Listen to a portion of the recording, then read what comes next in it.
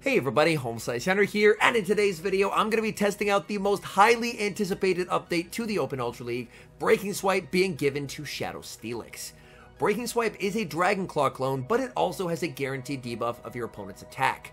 Previously, it was only given to Glassy Pokemon, as debuffing your opponent's attack has really good synergy with Glassy Pokemon. However, it's now been given to one of the bulkiest Pokemon in Shadow STEELIX, and it's now ranked 2 on PvP, so I figured I may as well test it out to see if it is worth that ranking.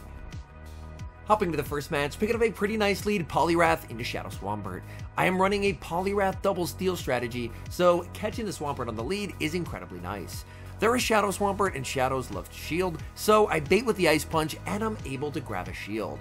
I baited, so I am expecting my opponent is going to look to bait back. So I call the bait, it's the Earthquake, that does massive damage. I'm farming up, going for the Ice Punch, my opponent makes a very nice catch, catching the Ice Punch onto Cresselia. But the bad news for my opponent is I have 2 very good checks to Cresselia in the back. I rebank the Ice Punch, and in comes Ready Steel. Ready Steel is an absolute wall to Cresselia. There's nothing Cresselia can do to win this matchup.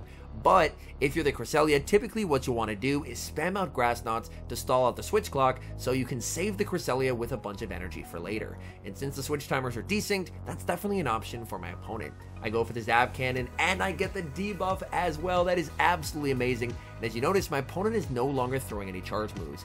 They're looking to farm up to 100 before they switch out.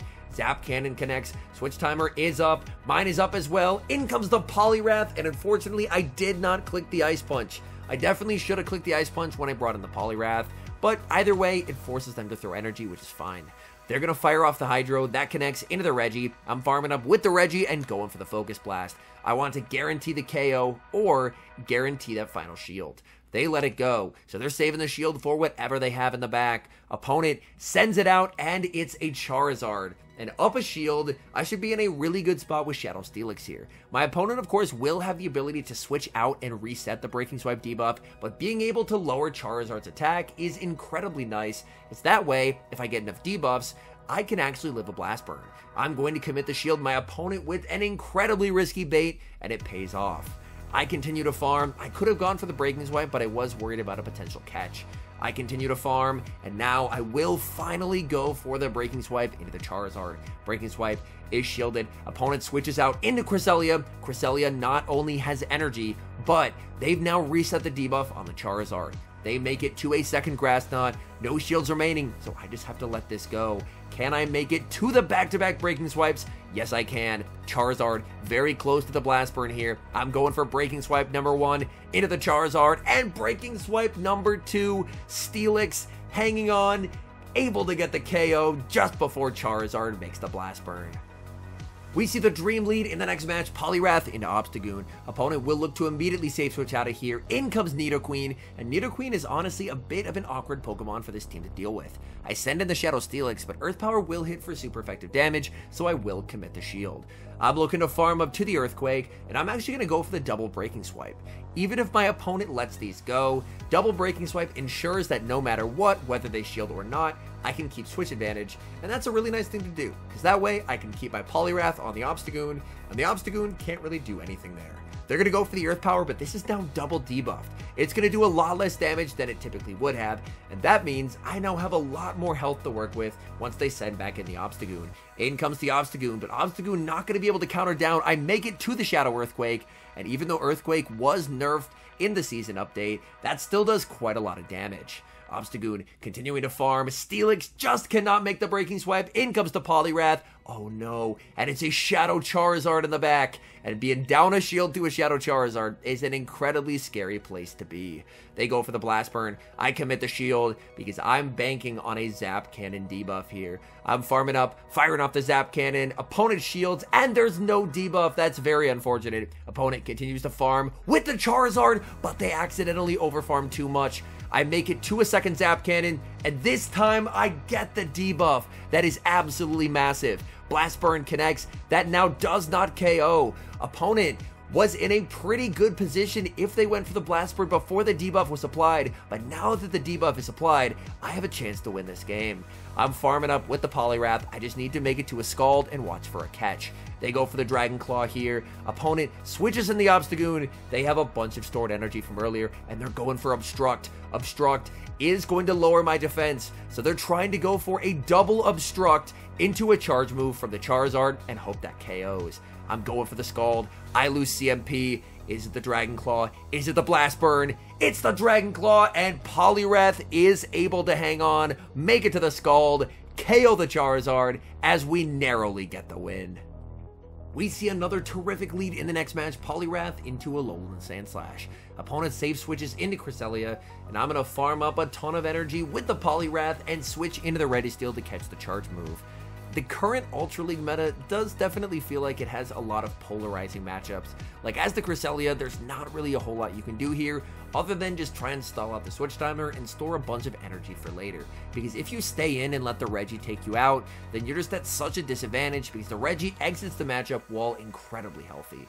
So I'm farming up with the Registeel, and they're farming up quite a bit as well. So the opponent is going to look to bank a bunch of energy, and once the switch timer comes up, they're going to look to exit the matchup. My opponent waits for a little bit, the switch timer comes up, in comes Virizion, and honestly here, I just make a misplay. I stay in, I go for the Focus Blast, and I mistime it as well, so I give them an entire double kick for free. What I should have done as soon as I saw the Virizion was bring in the Shadow STEELIX. Even though STEELIX does hit for super effective damage, STEELIX can put in a surprising amount of work, again, due to its new move of Breaking Swipe. Breaking Swipe doesn't hit for a lot of damage, but the important thing that it does is it continually debuffs the opponent's attack. It looks like the opponent is lagging there a little bit, which is unfortunate. I go for the Breaking Swipe, I lose CMP, but due to the previous Breaking Swipe debuff, I can live that Sacred Sword, which is incredibly nice. So despite the fact that this is a very negative matchup on paper, Shadow STEELIX putting up a surprisingly adequate fight. Opponent is going to pivot into the Sandslash. They are doing what they can in an incredibly difficult matchup, banking energy, switching out, desyncing switch timers, doing what they can to try and win an impossible match. They're going for the Drill Run here. Drill Run will connect onto the Poliwrath, and Poliwrath does lead with energy. In comes the Cresselia. Cresselia is going to lose CMP to the Poliwrath. Scald connects, gets the KO. Back in comes the Virizion, and I will be able to make it to the Ice Punch. Ice Punch will be enough to KO the Virizion after a little bit of lag again. You hate to see it. And that's game over. We see a tricky Pokemon on the lead in the next match, Poliwrath into Shadow Nidoqueen. On the lead, I'm going to need to stay in this matchup, so that's exactly what I'm going to do. I'm going to stay in this matchup, my opponent wasting no time. They get to the Poison Fang, and they're throwing it right away. Poison Fang will connect. I'm farming up with the Poliwrath and going for the Scald. Scald hits for a ton of damage here. Nidoqueen will commit the shield, and unfortunately, no attack drop for me.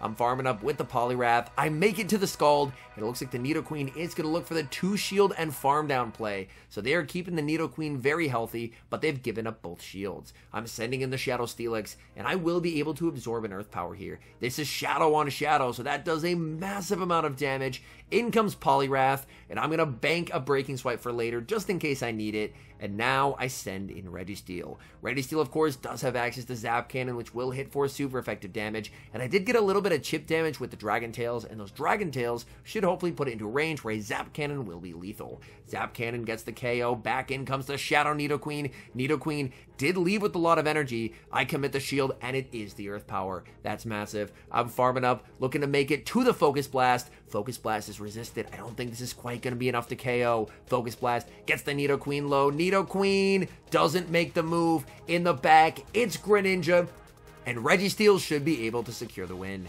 Hydro Cannon will connect, and now Registeel gets to make it to the Zap Cannon, and this shows the power of having both Registeel and STEELIX on the same team. They're both absurdly bulky steel types that have an incredible amount of power in the Ultra League, so if one can't sweep for you, there's a good chance the other one can. Picking up a tough lead in the next match, Poliwrath into Pidgeot. I throw one counter, I safe switch into Registeel, and I bait out a Scrafty. Honestly, this is great. I can guarantee to get either a shield advantage or a switch advantage from this matchup. I'm going for the Zap Cannon right off the bat. My opponent can even tank a Focus Blast here, so they will typically let the first move through. I don't get the debuff, which is unfortunate, but either way, I'm going to be able to make it to a second Zap Cannon here. So the Scrafty will continue to ramp up its attack, and I'm hopeful that I can get rid of at least one of those attack boosts with my second Zap Cannon, and this time I am successful. So Scrafty will get the counter down, but I can send in the Poliwrath. Poliwrath is going to be able to absorb this energy, no problem. Scrafty going for the power-up punch, and will they make it to the foul play? Yes, they will. So this is a boosted foul play. This will deal some solid resisted damage onto the Poliwrath. Poliwrath does lead with an Ice Punch to threaten the Pidgeot. In comes the Pidgeot. This will get some valuable chip damage, and then it's Breaking Swipe time. I get the final shield in the bag. It's Cobalion. And this is why in the Ultra League, I'm a big believer in Shadow Steelix running Earthquake. Earthquake is really nice if you have to deal with other steel types. I'm farming up, going for the Earthquake, and Shadow Steelix does lose CMP to Cobalion. Cobalion goes for the Sacred Sword, I commit the shield, and now I can fire off the Earthquake. Earthquake is going to do some very nice damage onto the Cobalion, and we see the farm down from the Shadow Steelix. Back in comes the Pidgeot, and I'm going for the Breaking Swipe as soon as I get it. I'm going to now be able to inflict an attack debuff that they will not be able to reset for the rest of the game. Opponent will fire off the Feather Dance with the debuff. I'm able to live that and make it to the Ice Punch. This is debuff, but this is super effective damage onto the Pidgeot. Pidgeot gets the farm down, but there's nothing that can save them from the wrath of Shadow Steelix. Steelix commits the shield on the Feather Dance here. Steelix looking to make it to the Breaking Swipe and does. So Shadow Steelix just incredibly oppressive in the end game as it takes down the Pidgeot. We see a massive core breaker on the lead in the next match, Poliwrath into Toxicroak. Toxicroak beats this entire team, so I'm just going to stay in with the Poliwrath and play it out. My opponent ends up banking a Mud Bomb, they send in Giratina, but honestly, this is probably the best thing that could happen for me here, is now I can send in the Shadow Steelix, and Shadow Steelix is just absurdly bulky, and on top of that, this Giratina is running Ancient Power to go with their Dragon Claw. So their energy is completely walled here. They're forced to go for resisted Dragon Claws, and now they're going for resisted and debuffed Dragon Claws as well. They're continuing to fire off Dragon Claw after Dragon Claw in this matchup, and Steelix continuing to farm up. Opponent is going to let a couple Dragon Tails through, which is a bit unfortunate for them, as that just makes my farm down easier, and in the back, they have Golisopod. And let's see the power of Breaking Swipe Steelix in this matchup. Steelix debuff them once, going to debuff them a second time. Golisopod forced to commit the shield, continuing to farm with the Steelix, making it to a third Breaking Swipe, and this will be getting the Golisopod very low. Golisopod now in the red health and triple debuffed. Steelix up energy is just disgusting with Breaking Swipe. I'm going to be sending in the Poliwrath here. Even if they have Aerial Ace, they're triple debuffed. They do actually have Aerial Ace. That does absolutely nothing. That is laughable damage. Oh my goodness. Ice Punch gets the KO, in comes the Toxicroak, and it will be met with the loaded Scald. Scald gets the shield from the Toxicroak, and here I can just wait for them to throw, and Registeel will be able to secure the win here, as Toxicroak, not the tankiest Pokemon ever. My opponent actually goes for an undercharge there, so I'm just going to switch. I'm just going to send in the Reggie. Reggie can tank one Mud Bomb. I'm hoping for a 2-shield flex, but as you're going to see, Toxicroak will make a second Mud Bomb, so I will have to give up at least one shield. But that match in particular just shows up energy, or when your opponent is switch locked, Breaking Swipe on Steelix is just, oh my goodness, it is brutally oppressive. Hopping into the final match, and we see a familiar lead, Poliwrath into Pidgeot. Now here I play it differently, and honestly I wasn't a big fan of how I played this lead out. I would definitely prefer to just go for the one counter and switch into Registeel in the future, as now I risk a potential Brave Bird. I call the bait here, my opponent full sends the Brave Bird, and I lose my entire Poliwrath, and that's really not good. And now we have the battle of Shadow Steelixes. My opponent actually just goes for the Breaking Swipe here, so they are not even building up to the Earthquake, they just want to lower my damage output right off the bat.